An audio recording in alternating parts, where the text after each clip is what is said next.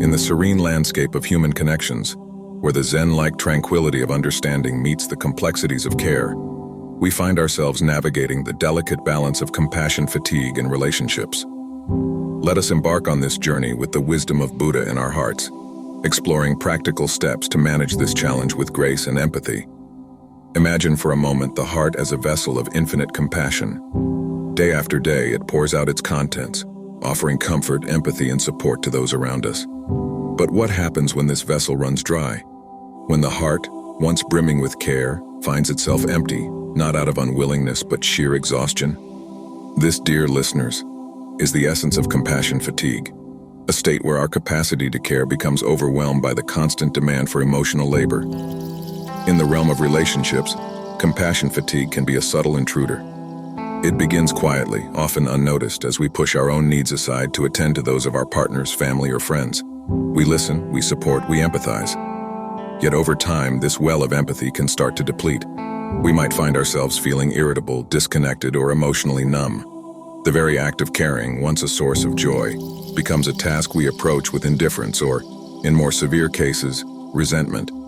But how do we recognize these signs before they engulf our relationships in a shadow of apathy? It starts with self-awareness.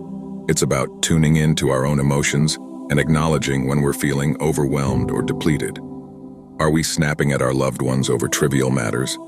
Do we find ourselves withdrawing from conversations not out of a lack of interest but a lack of emotional energy?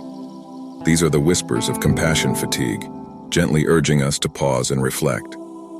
If you faced any of these, this video is for you. Today we will introduce 9 ways to deal with compassion fatigue in relationships. Let's begin. Number 1. Recognize and acknowledge. The first step to understanding. Our journey begins with the simple act of recognition. Just as Buddha taught the importance of awareness in the path to enlightenment, we must first recognize the signs of compassion fatigue within ourselves. Are we feeling emotionally drained, irritable, or less empathetic? Acknowledging these feelings is the first step towards addressing them. Number 2. Embrace self-care. The art of nurturing the self. Buddha wisely said, "You yourself, as much as anybody in the entire universe, deserve your love and affection." In line with this teaching, our second step is embracing self-care. This means prioritizing our own well-being through rest, hobbies, or meditation. It's about finding our Zen in the chaos, ensuring that we refill our emotional well. Number 3. Set boundaries, the practice of mindful limitation. The third step involves setting boundaries, a practice as essential as mindfulness in Buddha's teachings. It's about understanding our limits and communicating them clearly. This might mean saying no when overwhelmed or asking for help when needed. Boundaries help in maintaining a healthy balance between giving and receiving care. Number 4. Seek support. The strength in shared experiences. Buddha once said, "A generous heart, kind speech, and a life of service and compassion are the things that renew humanity." In this spirit, our fourth step is seeking support. This could be through conversations with friends, family, or professionals.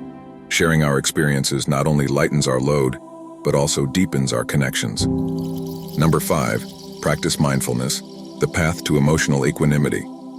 The fifth step takes us down the path of mindfulness, a core principle in Buddhist teachings. It's about being present in the moment and observing our emotions without judgment. Mindfulness allows us to respond to situations with clarity and calm, reducing the emotional toll of compassion fatigue. Number 6. Rediscover joy in relationships, the reawakening of connection. Our sixth step is about rediscovering the joy in our relationships. This involves engaging in activities that bring happiness, recalling positive memories, and appreciating the present moments we share. It's about rekindling the spark that brightens our connections, moving away from the shadows of fatigue.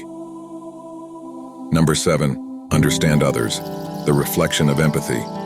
In line with Buddha's teachings on empathy, our seventh step is understanding the perspective of those we care for. This means actively listening and empathizing with their experiences, which can provide insights into our own feelings of compassion, fatigue, and help in finding a balanced approach to caregiving. Number 8. Maintain a healthy balance. The harmony of giving and receiving. The eighth step is maintaining a healthy balance in our lives. Just as Buddha sought the middle way, we too should strive for a balance between caring for others and ourselves. This involves a harmonious blend of giving support and receiving it, ensuring that our own cup of compassion remains full. Number 9. Embrace change and growth, the path of continuous learning. Our final step, inspired by the Buddhist concept of impermanence, is embracing change and growth. It's about being open to learning from our experiences, reassessing our priorities, and growing in emotional intelligence. This continuous process of learning and adapting helps us navigate the complexities of compassion fatigue with wisdom and grace. As we conclude this enlightening journey, let us carry with us the Zen-like tranquility and the profound wisdom of Buddha. Remember, managing compassion fatigue in relationships is not just about preserving our well-being. It's about nurturing the deep, empathetic connections that make our lives meaningful. May your path be filled with balance, understanding, and a renewed sense of joy in the art of caring. Thank you for joining us on this journey of understanding and healing. May your path forward be illuminated with balance, empathy, and a rejuvenated spirit in the beautiful dance of human relationships.